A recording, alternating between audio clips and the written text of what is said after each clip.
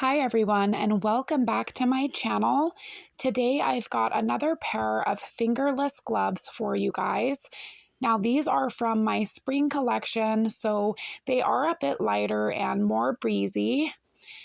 They do feature the extended thumb close though, and they have a tapered wrist for a really nice overall fit.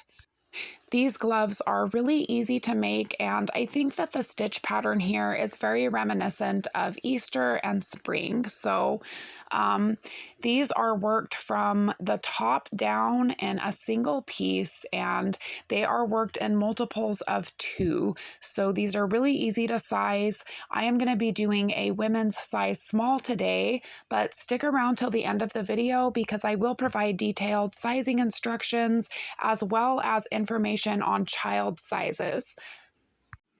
For yarn today, I am using this Caron Wintuk blend in Lilac and a US size H crochet hook. And I am going to start by making a chain of 24. Again, these are worked in multiples of 2, and this is going to be the part that goes around your 4 fingers up on the top. So again, any multiple of 2. And then I'm going to slip stitch to that first chain to form a ring.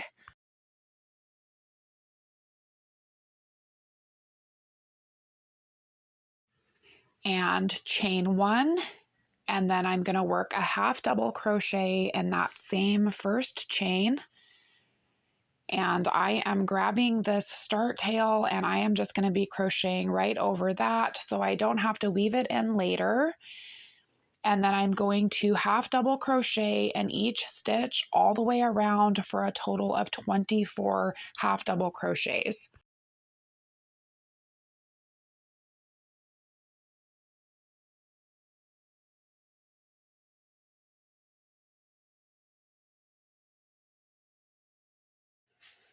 And now I'm going to slip stitch into this first half double here to finish that round.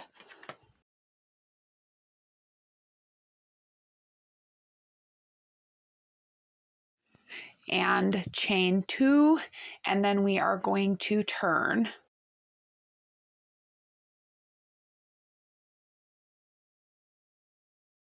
Skip over the chain 2 and the slip stitch and double crochet in that first stitch and in each stitch around to the other side for a total of 24 double crochets.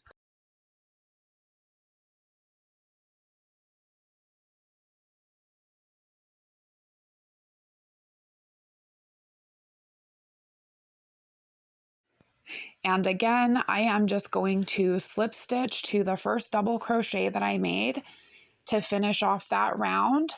And then I'm going to chain 2 and turn again. And then again, skipping over the chain 2 and the slip stitch, we are skipping the first stitch and I am going to work 2 double crochets in that second stitch there. There's 1 and there is 2. And then I'm going to skip the next stitch and work 2 double crochets in the next one. And you're just going to repeat that pattern all the way around. 2 double crochets in one stitch, skip a stitch, 2 double crochets in the next stitch for a total of 24 double crochets.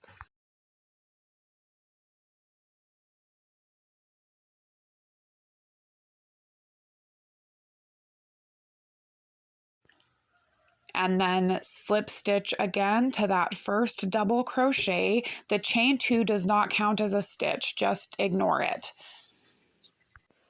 And I am going to chain 2, and this is going to be another double crochet row. So turn your piece, skip over that chain 2 and that slip stitch and double crochet in that first stitch and double crochet in each stitch around again for a total of 24 stitches.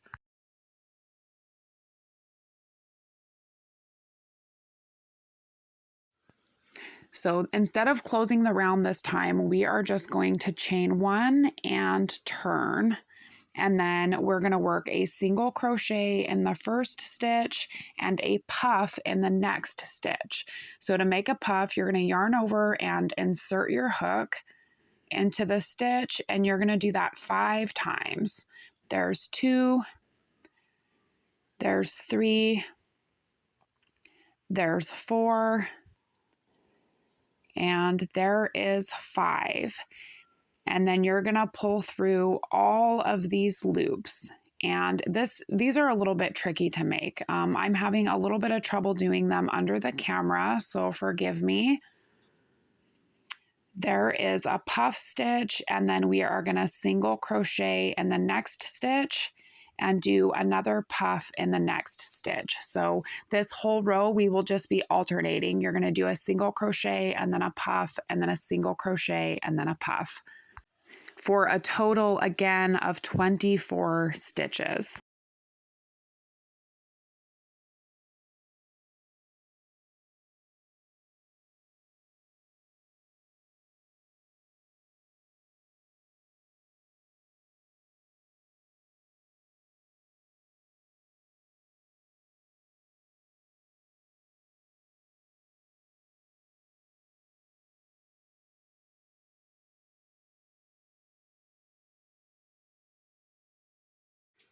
And when you finished that row, go ahead and just chain 4 off of that last puff stitch.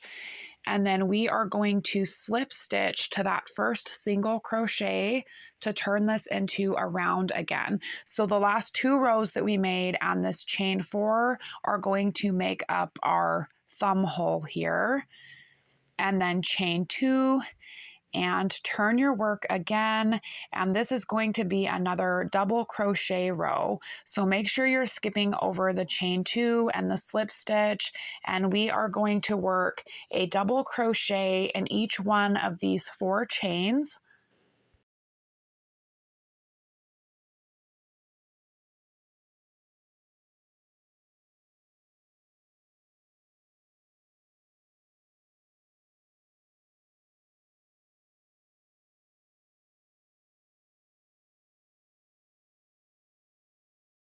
And continue to double crochet in each stitch around for a total of 28 stitches.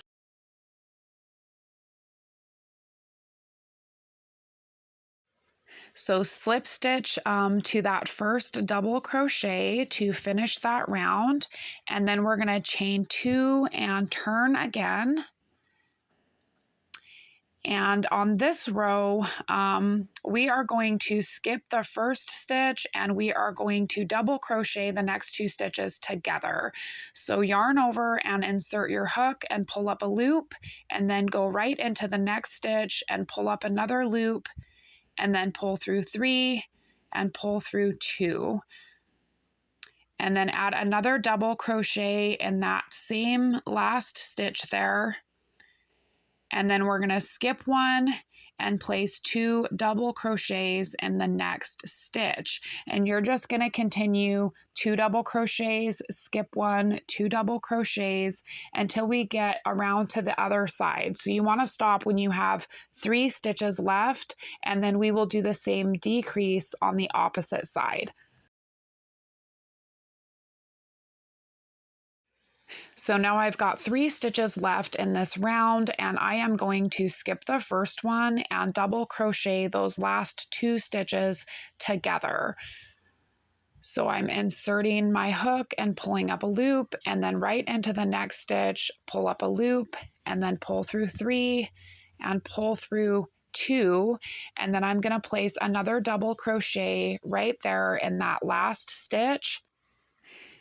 And then go ahead and slip stitch back into that first decrease double crochet that we did. Just like that, and you should have a total of 26 stitches now. Chain 2 and turn, and then we are going to double crochet the first 2 stitches together,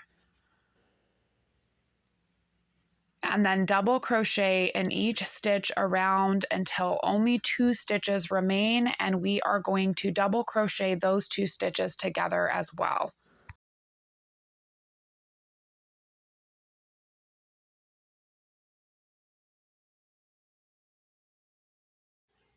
So here we are at the end of the row, and again, I am just going to double crochet these last 2 stitches here together for a total of 24 stitches again. So slip stitch to that first decrease, and then chain 1 and turn again. And for this row, we are going to single crochet those first 2 stitches together. And then we are going to puff in the next stitch and then alternate a single crochet and a puff stitch again until we get to the last 3 stitches where we will be adding another decrease on this round.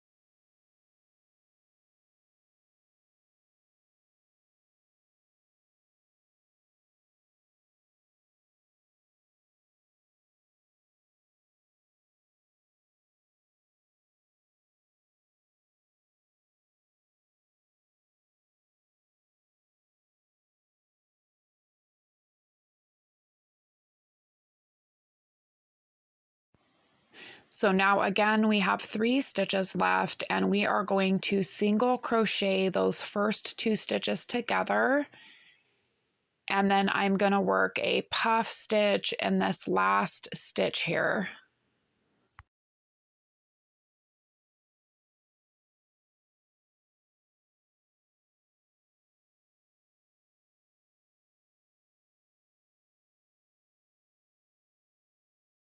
And again, I am just going to slip stitch to that first single crochet decrease here to finish the round.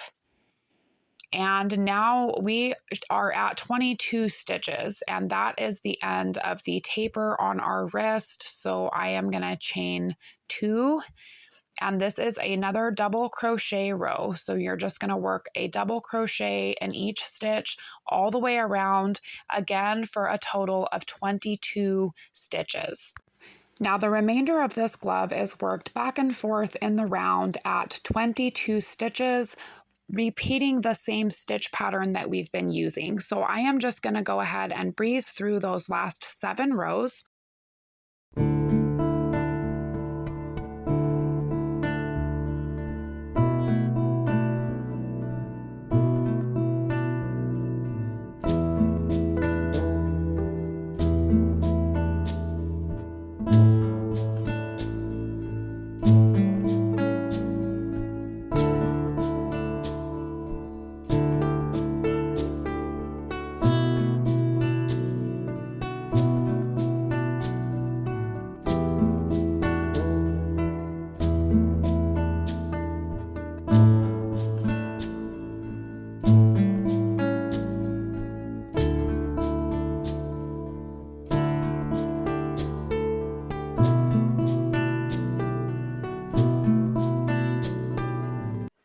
And as a final step, I am just going to slip stitch back to this first half double crochet to finish that last round. And then I'm going to cut my yarn because this glove is finished.